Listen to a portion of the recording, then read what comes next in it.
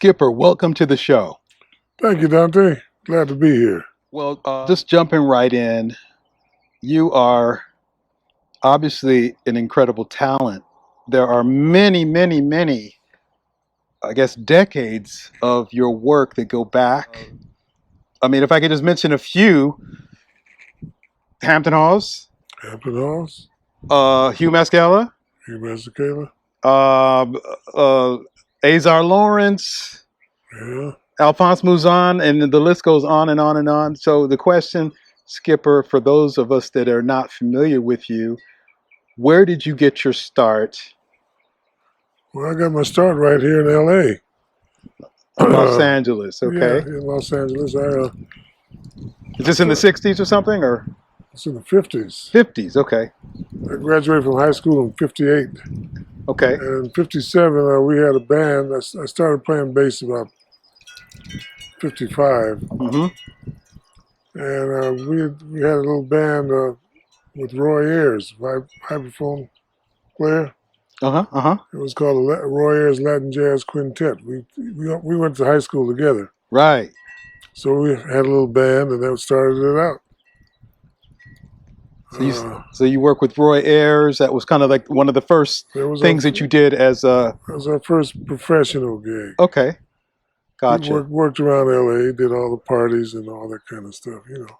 And what were some of the hot rooms at that time? Oh, the It Club. Okay. What part of the city was that? That was on Washington or right off of La Brea. Okay. And It Club. Yeah, the Parisian Room. Right. The Hillcrest Club. All those clubs were in a radius of 3 blocks of each other. Okay. So it was constant jazz. The M Club, where we played a lot because we were doing Latin jazz, and that was in East LA. Right. And there were so many clubs in those days, man. You know, it's just... Absolutely. Yeah. And they're disappearing, right? They're gone. They are gone. They're gone now, yeah. Long gone. Okay, so how was the process of transitioning from that to doing sessions with like Hugh Mascala and some other greats at that time? Because if memory serves me correct, you did record on Grazing in the Grass. Grazing in the Grass. Yes, sir. That went platinum for us. How did that all work out? How did you get the opportunity to do that? I was in the band for 4 years. In Hugh's band? Yeah. Okay. Yeah, we traveled around the world many times. So I got that job because I was in the right place at the right time, I guess. You know, I was just leaving Willie Bobo's band. Mm-hmm. The percussionist? Yeah. Okay. I'd been with him for a year. And he took me to New York for the first time. Mm-hmm. And I lived in New York. He was living in New York at the time. So we worked around there. And when we got to L.A., I said I'd had enough because I wanted to play complete jazz, you know. Mm-hmm. And Mascala was in the audience, and he said, "Hey, man, I need a bass player. Wow. I like your playing." So I said, "Man, I am available." Okay. Why not? Why not? So we had 4 years of the best times I ever had. Awesome. Yeah. And then from then on, it just went on. After Mascala, I joined the Three Sounds, Gene Harris and the Three Sounds. Mm-hmm. And we did the same thing, made albums and traveled around the world. Then I think I was with O.C. Smith for a while. And Hampton Halls.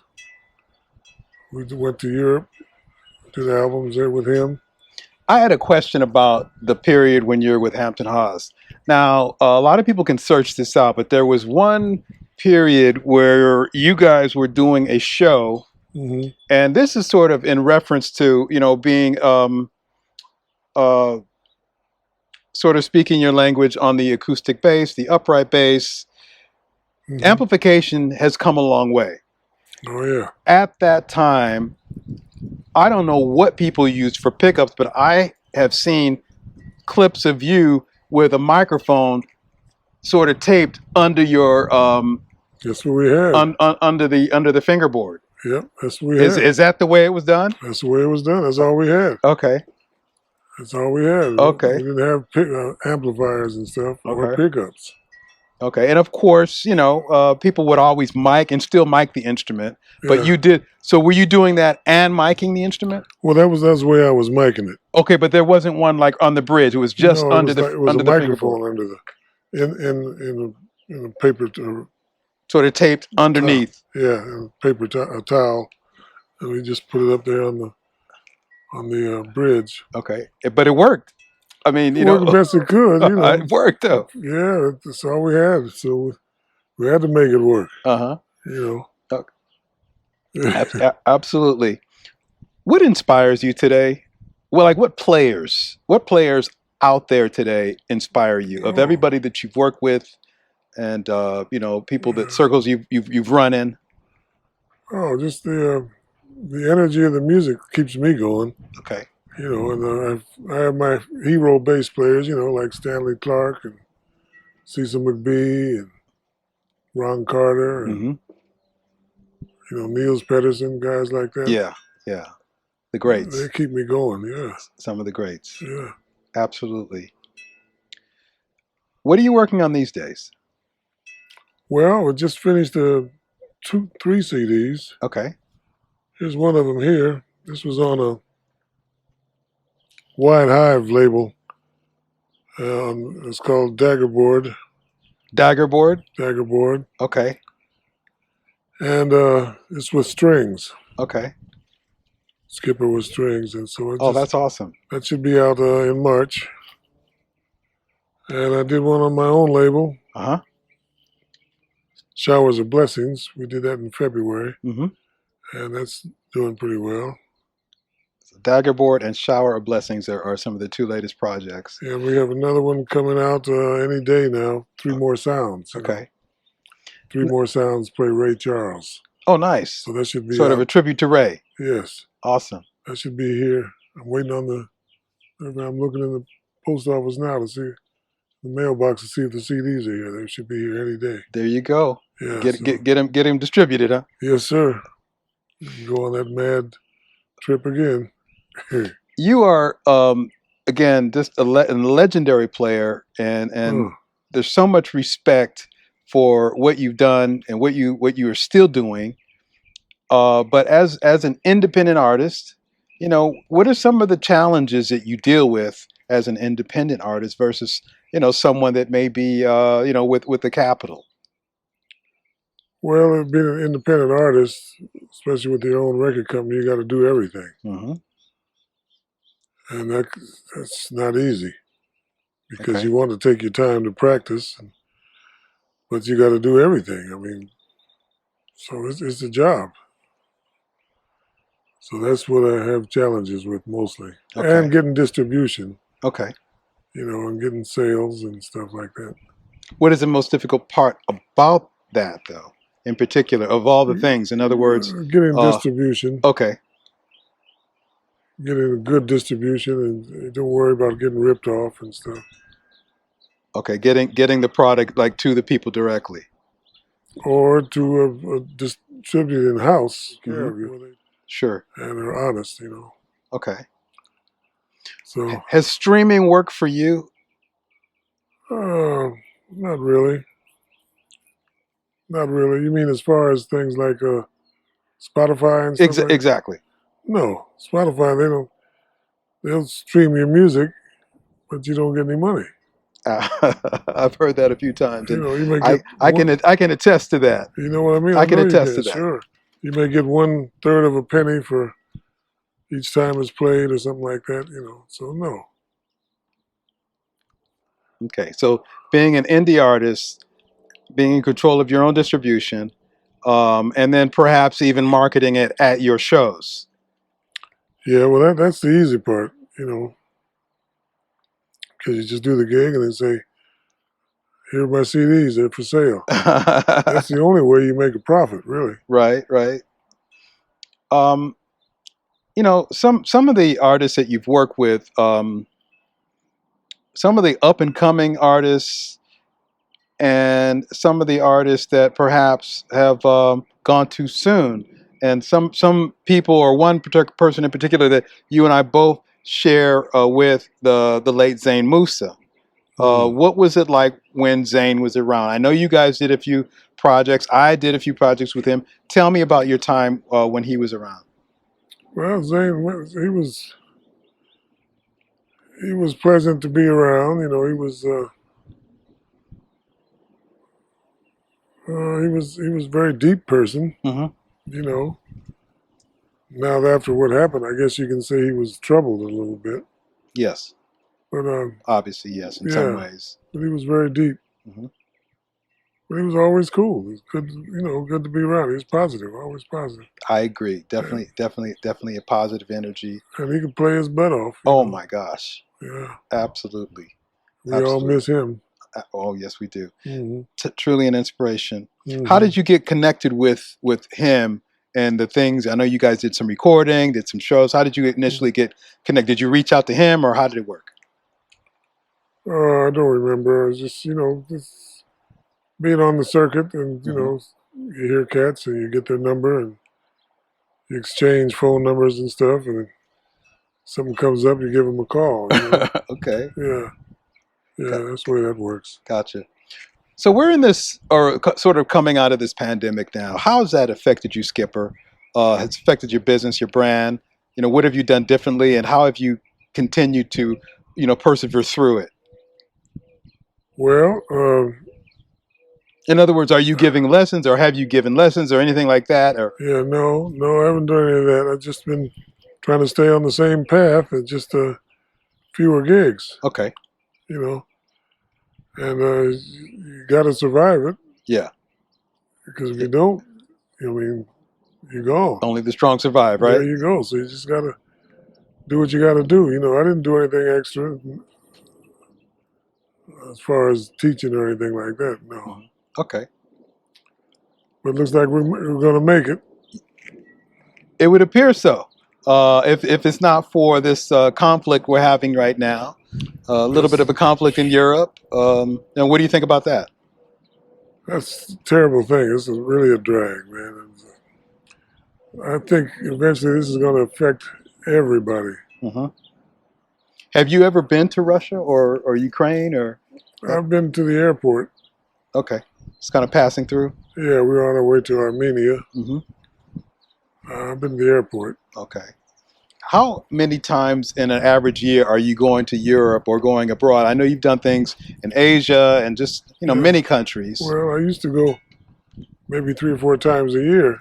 Okay. Till the pandemic hit and it went down to 0. So I'm promised a lot of things have been postponed till later. So we'll see. When you do go, what is your strategy now as far as just being efficient? In other words, I know, for example, here on the West Coast, there's a place called Lemur Music, and every bassist or musician in general sort of has their own go-to place for repairs or shop or whatever. Mm-hmm. But I know Stanley Clark goes to Lemur. I go to a place in Pasadena. I think you frequent there too, FMI. Mm-hmm. But a lot of musicians, a lot of bassists don't travel as they maybe at one point did. They with their own equipment, and they will rent it. Are you doing something similar, or have you done something similar when you're going to Europe? When I go to Europe, I usually make sure they have a base there. But if I go to other countries, like when we went to South Africa, I'm sorry, East Africa. Okay. West Africa. Okay. I went to our place, Tom's place, and I rented a fold-up bass. Mm-hmm. And those are very good. Just fold the bass up, and those are Czech basses, aren't they? Well, this was a German bass. Yeah. Okay. No, it was a plywood bass. It was a K bass. Okay. But the neck comes off of it. The neck comes off and it folds into a little suitcase, and you just check it like a regular bag. Okay. And you're gone. Wonderful. Yeah. All right. So you got that all set up. You use sort of what's there, makes it a little bit more efficient. And back in the day, did you travel with your own instrument? Oh yeah. Okay. Yeah. Just buy a ticket for it, half price for the bass, and it sits right up there in the coach. Okay. with you. Yeah. When you've done the most recent things abroad, are you booking those shows, or are you sort of assisting other artists that are over there? No, last time I went was with Black Jazz Records. Okay. A Black Jazz, label? yeah. Okay. So they take care of all that kind of stuff. I just go. Okay. Yeah. Yeah.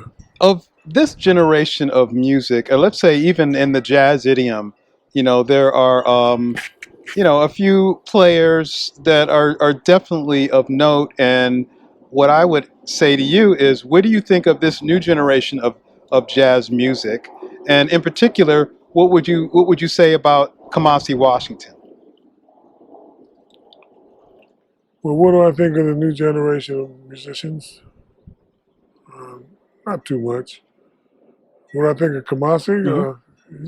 He's taking care of business. Okay, taking care of business. Yeah, That's all we can ask for, right? that's right. He's taking care of business. So right on, Kamasi. Gotcha. What's your next thing that you'll be doing, like in a live setting? Tomorrow, Okay. La Sierra University, Okay. Pierce Street Okay. College. Okay. Who's in that band? Myself, Theo Saunders, Hmm. Yayo Morales, and we're featuring Bob Boss on guitar Okay. from San Diego. Gotcha. Yeah. What do you expect in a sideman? You know what I mean? Like, in other words, it's been a few years, but I had the very distinct honor to do maybe a couple of gigs with you. But in general, what do you expect of a person that's sharing the stage with you, if it is your date, so to speak, and not any particular instrument, just in general? I expect him to be at the gig early Okay. and just come prepared to play. How do you go about recruiting people that you're going to work with?